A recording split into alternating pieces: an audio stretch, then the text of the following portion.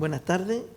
En primer lugar quisiera agradecer la invitación que me hicieron los alumnos. Algunos alumnos míos me invitaron a este acto, en el cual he conocido personas maravillosas por lo que yo veo, y escucho más bien.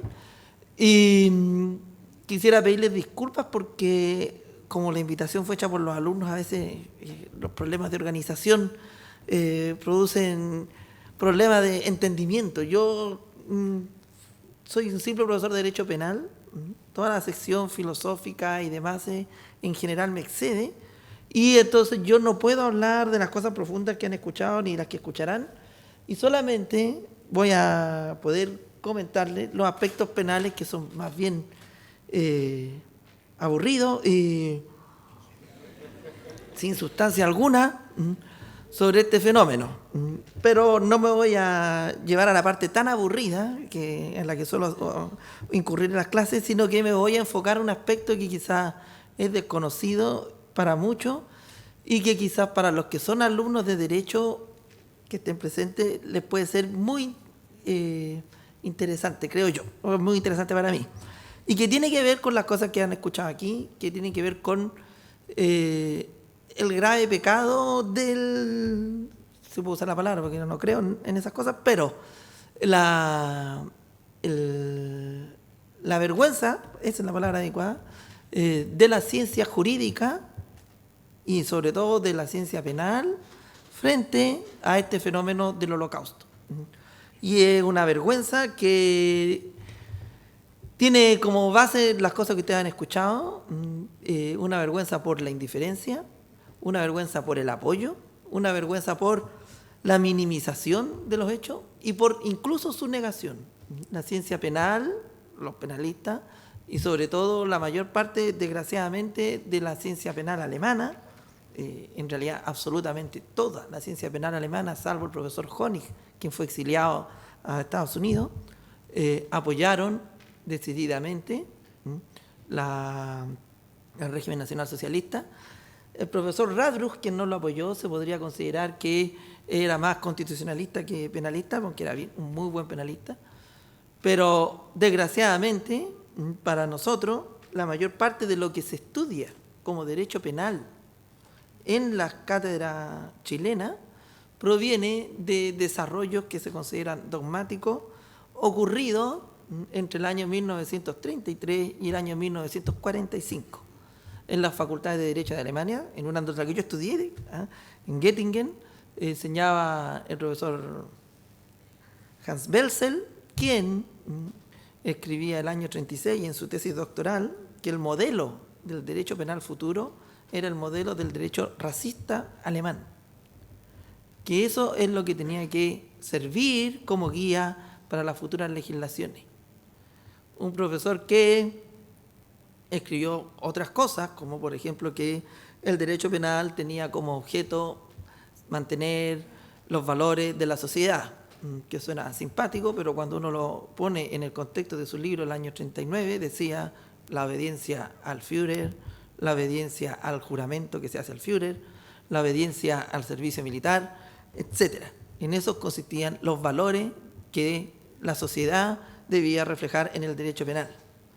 Un profesor que yo lo cito porque los que son alumnos de Derecho Penal saben, en esa misma época, tomando como base la filosofía de un profesor de la Universidad de Göttingen que se llama Hartmann, el profesor Belzel tomó la idea de la acción final como fundamento del derecho penal y así escribió sus libros, los libros, el nuevo sistema del derecho penal es del año 1936 y el sistema del derecho penal es del año 39 y las ediciones de sus manuales de derecho penal, las primeras tres son del 39, el 41 y el 44.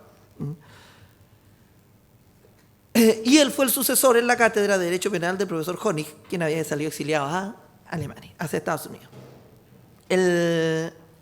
Todo esto no es casual, y muestra, si uno no sabe el detalle, la indiferencia. Y ese es el grave pecado de esa época. Los profesores escribían como si no se estuviera pasando absolutamente nada. Se escribía, el profesor Belzel se dio la tupé, como se diría en buen chileno, de hacer un artículo para discutir cuáles eran los presupuestos legales de la ley que establecía el castigo de pena de muerte para los parásitos del pueblo, en donde en ninguna parte se discute si eso tenía algún sentido respecto de un derecho penal nuevo, sino que sencillamente se discute como quien discute el concepto de casa, lugar habitado, discute entonces qué es parásito del pueblo, sin ninguna atención a los hechos. Estos son artículos escritos en el año 38, 39, por ahí, sin ninguna atención a los hechos que estaban sucediendo realmente en Alemania en esa época, y del cual, a pesar de lo que se dice, la mayor parte tenía bastante conocimiento. Les recomiendo vayan a cualquier museo alemán sobre la época, no eran hechos desconocidos. La minimización de cómo puede actuar el Estado también es se puede ver muy claramente en las obras de este profesor. Una vez terminada la guerra, y uno diría, bueno, ahora estamos todos del lado de negar el holocausto, o sea, de negar las barbaridades y todo lo demás, me aparecieron problemas técnicos. Por ejemplo, ¿qué castigo se le debía dar a las personas que disparaban en los campos de concentración? A las personas que accionaban las cámaras de gas. El profesor Welsel, entonces, conforme a su teoría de la acción final, dijo, y lo tiene por escrito: si una persona participa en el holocausto, sin usar la palabra holocausto, pero participaba abriendo las llaves de gas, disparando en los campos de concentración, no se puede considerar autor de los asesinatos, porque eso es concentrarse en la mera objetividad. Las únicas personas que tenían por finalidad eliminar al pueblo judío eran Hitler, Goebbels y sus secuaces. Muertos Hitler, Goebbels y sus secuaces, entonces todos los demás se debían considerar cómplices y por lo tanto imponerle una pena inferior. En Alemania federal, hasta el año 84, se aplicó esta doctrina de la complicidad con base en la finalidad a personas que participaban activamente en abrir llaves de gas. El año 84, el caso fue de las personas que abrían las llaves de gas en un sanatorio para enfermos mentales, condenados alrededor de 2.400 personas. Piensen ustedes que el informe RETI considera que en Chile murieron 3.600 personas en 17 años. Este caballero, abriendo la llave de gas, como en un mes, mató a 2.400. Documentado. Y fue considerado como cómplice, castigado con la terrible pena de 3 años.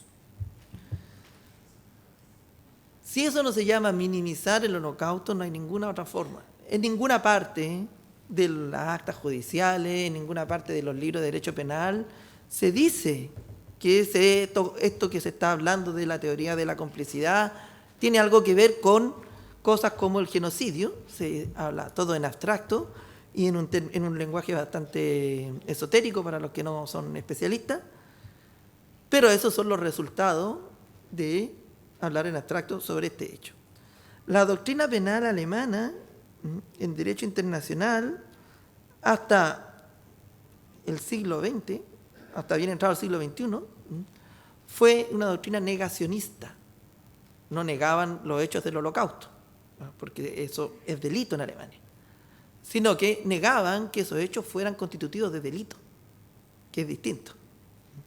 Entonces, si uno podía leer en el libro de Trifterer, que todas esas cosas, los juicios de Nuremberg y lo demás, solamente era derecho de los vencedores, y que los del tribunales alemanes tenían que aplicar no el Estatuto de Nuremberg, no la ley de ocupación, la ley número 10, sino que tenían que aplicar el derecho penal alemán vigente a la época de los hechos. Y se discutían cosas como si era legal o no era legal la orden de exterminar a los judíos. Si era legal la orden de exterminar a los judíos, la discusión no era baladí, porque si era legal, entonces las personas cumplían con su deber. Y a lo más debía considerárseles, como decía el profesor Welsel, incurrir en un error de prohibición, una palabra técnica bonita con que los alumnos y algunos profesores de derecho penal disfrutan mucho, porque son cosas técnicas simpáticas. Entonces se decía, por ejemplo, también está escrito por el profesor Welsel, que aún en el caso de que las personas no consideraran que estaban cumpliendo con su deber, podrían considerar que estaban eliminando, voy a decir, con perdón, pero esto está escrito así, vidas sin valor. Y como desde el siglo XVI un santo, no sé qué santo católico, había escrito que la eliminación de vidas sin valor no era un pecado ante los ojos de Dios, podrían considerar que estaban de alguna manera justificados, creyendo que existía esta justificación general de eliminar las vidas sin valor. Todo esto está escrito en los libros.